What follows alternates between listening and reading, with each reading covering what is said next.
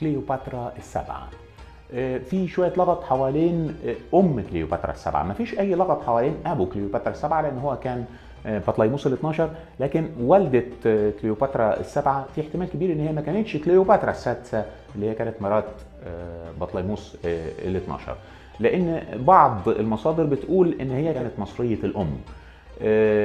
بعض المصادر بتقول ان بطليموس ال 12 خلف 3 بنات، برنيكي وارسينوي وكليوباترا. وسترابون الجغرافي الشهير بيقول ان البنت الشرعيه الوحيده ليه كانت برنيكي من كليوباترا السبعه، بينما التانيين من امهات تانيه، خصوصا ان في كاهن اسمه بشرن بتاح، اتمنى اكون بنطق الاسم صح، من كهنه بتاح الاله بتاح، كان بيقول ان